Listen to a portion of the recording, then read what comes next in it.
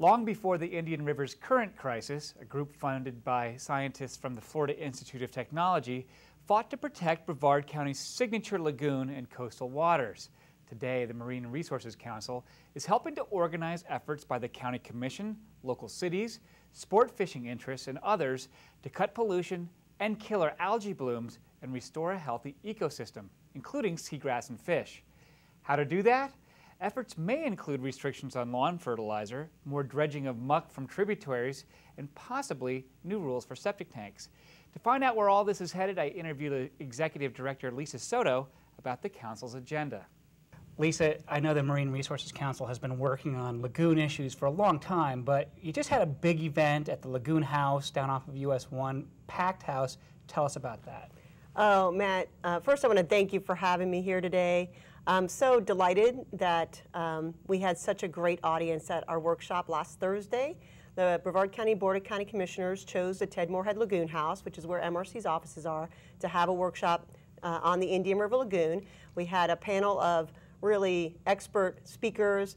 Grant Gilmore came and gave an overview of the lagoon and why it's so unique, and especially in Brevard County where we don't have a lot of flushing and there's a lot of development here. You know, the impacts are extensive. So he gave a really good presentation. But what I liked the most about the workshop was the diversity of interest in the audience. I got to welcome everybody, and I said, I had high expectations for the event, and I said that, the only way we're going to solve this is if we all work cooperatively, and everybody needs to be involved. And it was great to see, all types of stakeholders and interest groups were there. We saw the typical environmental groups, and then we saw hunters and fishers and even riverfront homeowners, realtors, all kinds of people came up and spoke to me after the workshop, and they were glad to be involved, and they were glad that we were holding those types of events. It seems to be a real bipartisan, it's more than bipartisan, it's a multi-partisan, multi-interest kind of a cause that seems to have coalesced given, I guess, a real decline in the health of the lagoon in the last couple of years. What's going on? Well, yeah, it's described as a major tipping point in the lagoon, where we had a super algae bloom in 2011 that lasted for a long time, and they think that that contributed to a lot of the seagrass loss. And in the Indian River Lagoon, as in most estuarine systems, the seagrass is the primary production engine for all of the life in the lagoon. So if you don't have seagrass, then there's no habitat for the baby fish to hang out in. There's no vegetation, kind of, it's like the grass on land for the cows to eat that the wolves would hunt later. I guess maybe not wolves, but it's like it's the first source of food for the vegetarian critters to eat that then the carnivore critters eat the vegetarian and so on. So it's that key part of the food chain as well. So with the loss of seagrass, we've lost key habitat for our fisheries. We've lost a source of food for a lot of different organisms that aren't going to survive without it. Just as a regular weekend warrior kind of a guy, I mean, I look at the lagoon, and one of the things that kind of stands out to me is this isn't a place like Boston Harbor where you typically, where it has that kind of classic pollution where there's chemicals and oil and junk like that. It's more like your aquarium at home, where if you get the chemical balance wrong, the oxygen, the salinity or whatever, if it just gets messed up, things start to die, and quickly. Am I right on that, or close? Well, I mean, you're absolutely right that there's this ecological balance in the estuary that's chemical balance that needs to be maintained. But I suspect that it's not something that happened very quickly. It was actually an accumulation. I know in my fish tank at home, it was the accumulation of a whole bunch of organics in the bottom of the fish tank that caused it to flip one day when I didn't really do anything different. I just all of a sudden, it had low pH and high nitrate and high nitrogen. So it's like I didn't change anything I was doing in my fish tank, but there was this accumulation of detritus that had occurred. And I think that over the past really probably 50 years, with the accumulation of muck in the bottom of the lagoon, the additional inputs of in particular nitrogen coming from human waste and the products that we put on our lawns, and now it's, the atmosphere, the acid rain that comes out of the sky now is not, it used to be sulfuric acid, now it's nitric acid. So actually nitrogen is raining out of the sky. So there's a lot of nitrogen inputs that are going into the lagoon that eventually it's just reached a point almost where it has it can't, there's no longer a buffering capacity. So it's like a sick person, you know, if you're become immunocompromised or if your immune system starts to become compromised, then you catch everything. Okay. So where, you know, that's the case with humans, in the lagoon, it's like become compromised to the point when there is a severe maybe temperature reduction or a severe event that might naturally have occurred in the past, it wouldn't cause the system to flip. Now it's going to cause these severe reactions where things are just going to really get to a tipping point, start to collapse. Among the things that I heard, or problems or issues I heard pointed out at that forum, areas that used to have seagrass that don't, areas that used to have oysters or fish, and they're gone now, dolphins and I think manatees that have lesions or other problems from, we're not quite sure what, and just a decline in the diversity of the types of fish and wildlife that are in that lagoon. Is that a fair summation of that? Absolutely. Okay, so one of the things that you hear all the time in conversations with people when you say, okay, we want you to fertilize your lawn less and better, or we want you to get your septic tanks fixed. The first reaction is, well, why? I'm not the main cause of pollution. There must be some other cause. Figure out what the main cause is before you ask me to do something. Is there a main cause of pollution, or is it just, what is it? Yeah, well, it's a fair question.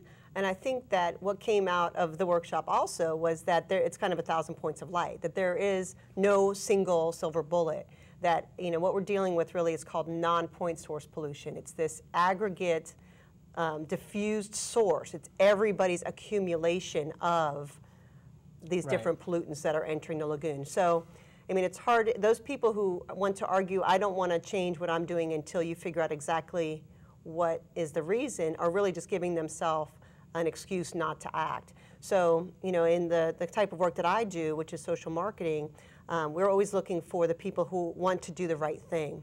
Like what you described in your article, the way that you fertilized your lawn is the way most people fertilize their lawn. They apply fertilizer in the spring, and then they apply it maybe again a second time in the fall, and that's when most homeowners are applying fertilizer. And also the research that I did showed that homeowners apply a lot less fertilizer than the recommended rates, and their lawns are fine. They're applying on average less than a pound of nitrogen per 1,000 square feet of their yard. The recommended rates are a lot higher than that.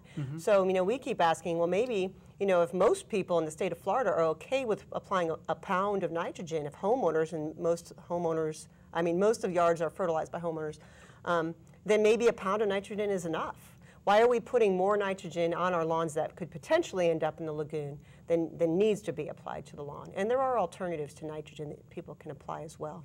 You did some study or survey of people to come to some of your conclusions about that.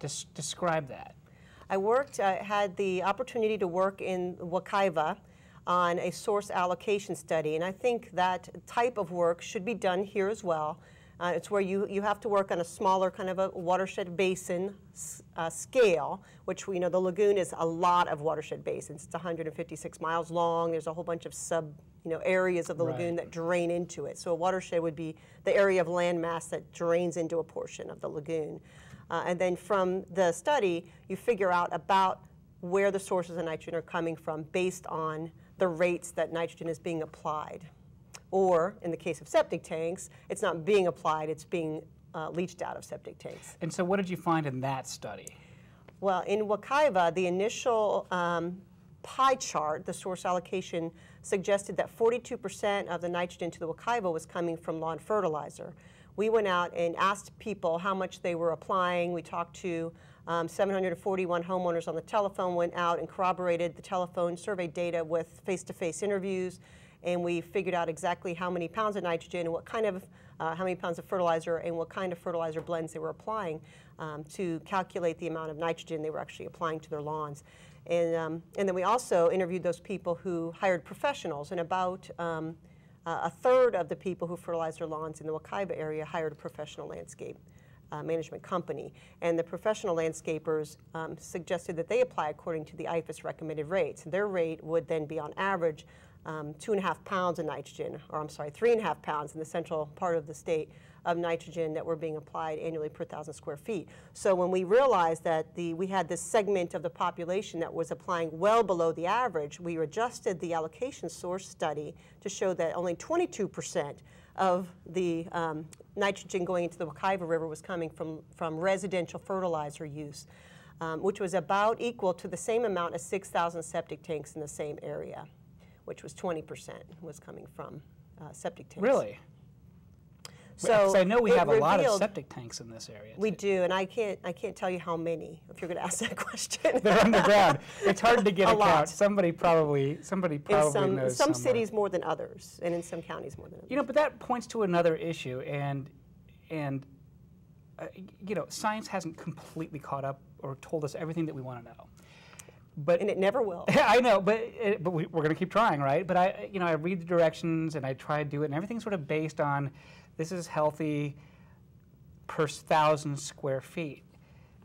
Could it be that what we consider to be, you know, modest fertilizing or a modest, you know, impact from a septic tank per lot takes on a different dynamic when you multiply that lot by more and more and more and more as a place like Brevard County grows? Oh, absolutely. Oh, yeah, absolutely. So that's the aggregate effect. That's exactly it, Matt. You nailed it. It's that, you know, nobody thinks that their little piece of the watershed is really contributing that much. But then when you multiply that by 100,000 or 500,000 in Brevard County, then it becomes a huge number.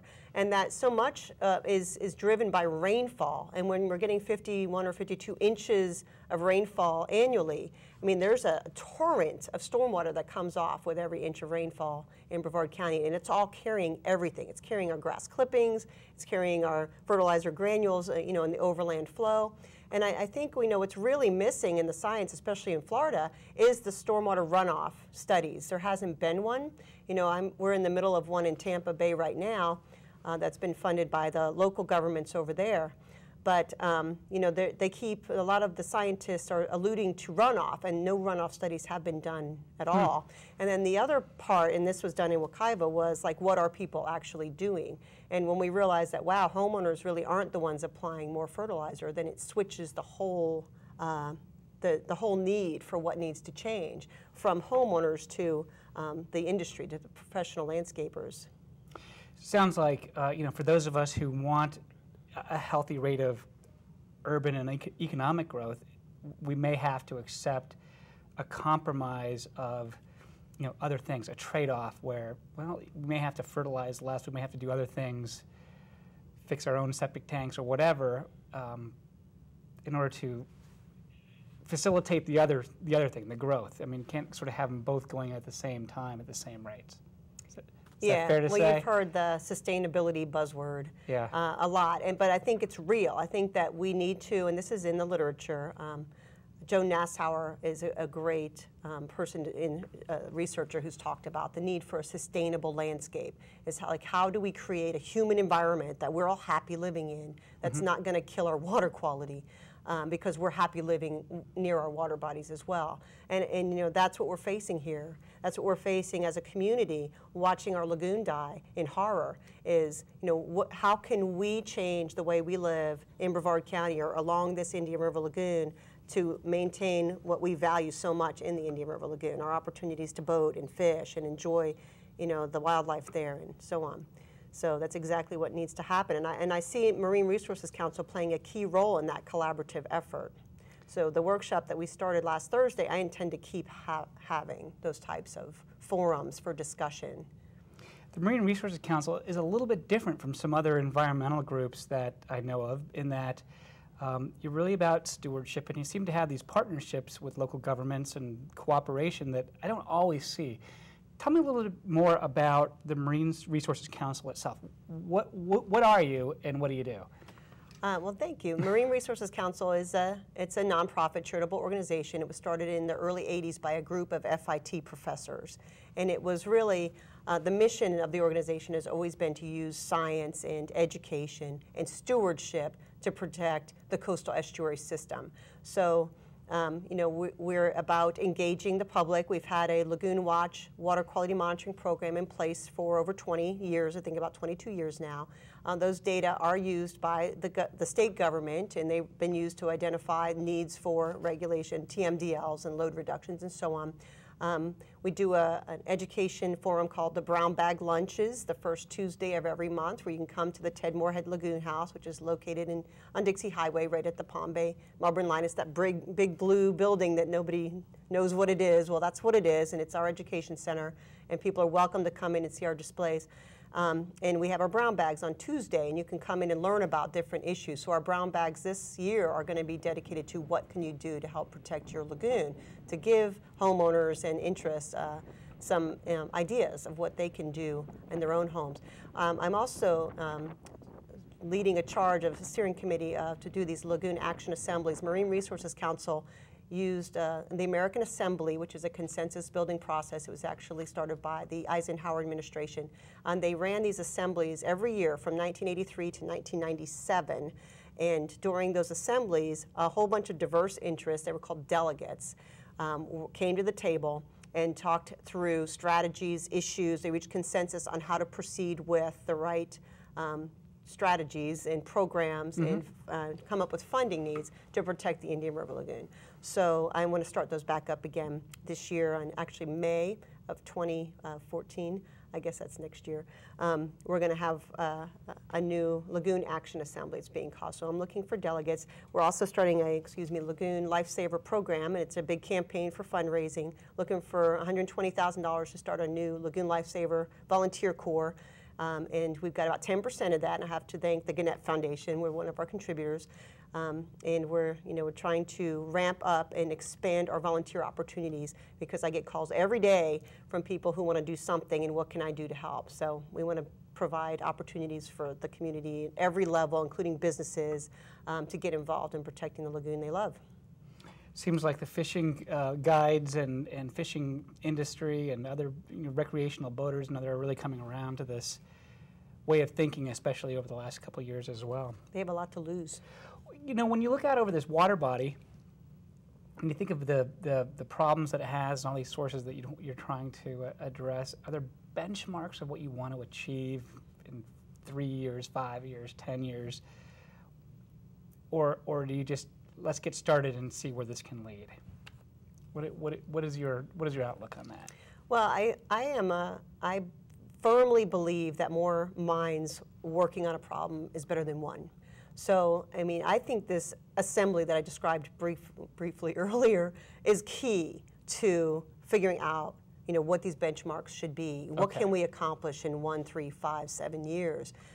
This many more acres of seagrass, this much reduction in parts per million of nitrates, that kind of thing?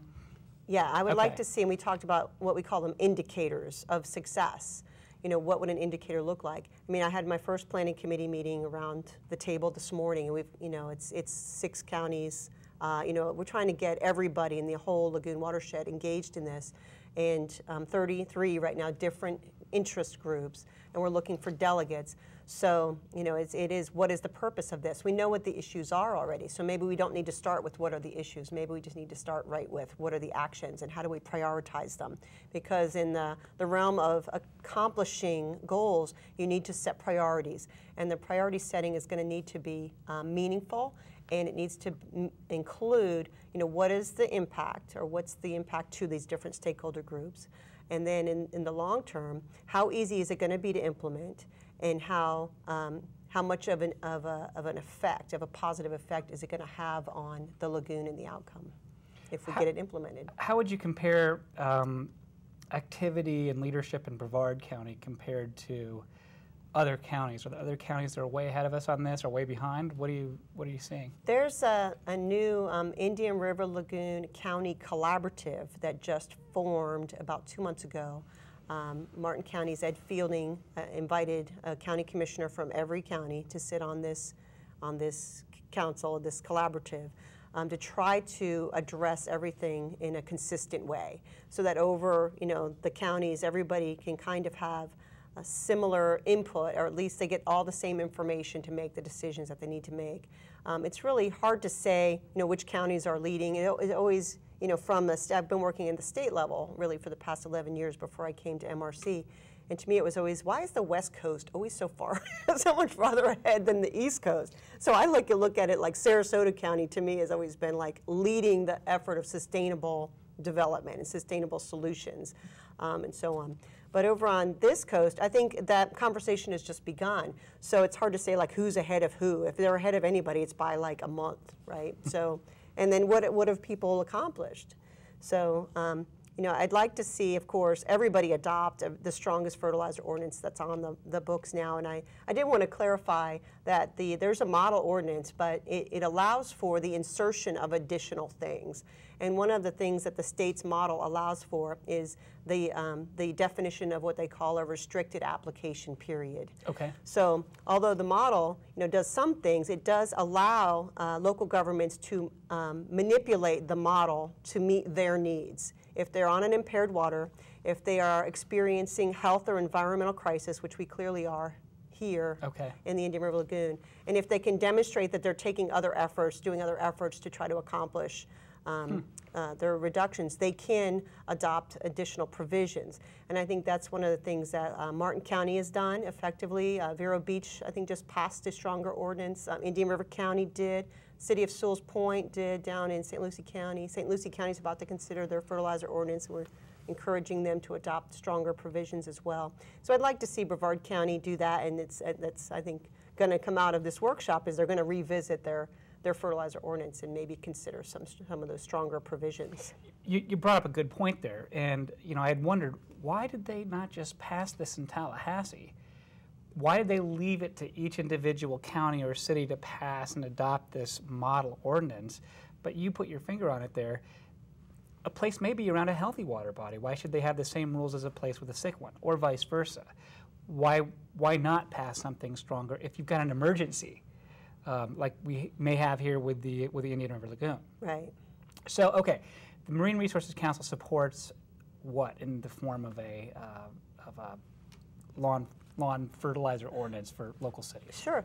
So the 4 provisions, and these have been adopted in over 50 different municipalities in the state that are scientifically supported, and they're actually scientifically supported by IFAS, are that no phosphorus be included unless you have a soil test. Okay. And a lot of our soils don't need additional phosphorus because we live in a phosphorus-rich state. 50% slow release, at least, slow release nitrogen in your blend. And then the setback from the water body, and this would include your retention pond. A lot of people don't realize that their retention pond overflows into the lagoon. So even if it's temporarily stored there, it still overflows into the lagoon. So a 10 or 15 foot kind of buffer area. And you heard the guy at the workshop talk about an idea for what he did with his buffer area, where he made it like a shell beach kind of a thing. And there's ways that people are implementing changes in their yard to deal with buffers. So a buffer is important. And then the last one, the one that's so controversial, that it's the industry that does not want to have passed, is a restricted season. And that has been implemented. Sarasota County was the first county to implement it, and they really implemented it to make it enforceable. They read through the IFAS recommendations, they read through the IFAS research, and they said there's a best management practice for fertilizer application that says you should not fertilize the lawn before a heavy rain event. So in Sarasota County, their staff went through the year and figured out when their heavy rain events happen. And those of us who have lived in Florida for any length of time know when the heavy rain events are happening in the state. And they set the period during that time frame when most of the heavy rain occurs. And for Sarasota County, as with most South Central Florida areas, it's from June 1st to September 30. So they set a restricted application period from June 1 to September 30 because it's easier to tell people don't apply fertilizer from June 1 to September 30. It's easier to regulate an industry by saying you cannot apply fertilizer with nitrogen from June 1 to September 30 than it is to say you can't apply before a heavy rain event. How can you regulate a heavy rain event that might occur in the next 24 hours? And does that also apply to homeowners or just to the professional lawn services or everybody? Oh, I didn't mean to be confusing. Their rule applies to everybody. Okay. The reason I suggested that it applies mostly to the professionals is because homeowners don't apply fertilizer from June 1 to September 30 on average in the state of Florida. I did do research to demonstrate that most homeowners apply in, I don't have my numbers, I think it's April 1st. April is the most popular month. May was the second most popular, and October was almost as popular as May. So homeowners reported that they didn't apply June 1 to September 30 as the most popular months to apply. Probably because it's too hot and miserable to go out and do it. That's exactly right. Too buggy, I don't want to go out and do it. Plus the old rule of thumb was Memorial Day and Labor Day. That's right. It's still warm and rainy. Your grass is going to be awake. It's going to suck up all those nutrients, but it's not going to be in the thick of the real summer downpours when it can you run don't be off. outside anyway. It can run off. That's exactly right, Matt. And that the grass is awake. It's like you want the UF always says when the grass is actively growing, and it's also when the roots start to grow as well. Not just when it's like growing 3 inches a day, right? In the summer, we're all like, I have to mow. I just mowed, wasn't it yesterday? That's when your grass is really putting out a lot of leaf. You want it when it's putting out roots in the spring and in the fall, when it's really working on its root biomass. Because that's where all of the nitrogen ends up, is in that top 5 centimeters of, first top couple of inches of the soil is where the available nitrogen is. Well, I love the science. I love your goal. Good luck with the campaign, and thanks for a terrific event last week. A lot of people involved, and that's healthy to see. Thank you so much. Well, thank you so much. Thanks for having me on. So where do you stand on those issues? As always, we welcome your feedback. Email us a letter to the editor at letters@floridatoday.com. That's our program. I'm Matt Reed. We'll see you right here next week on WEFS and FloridaToday.com.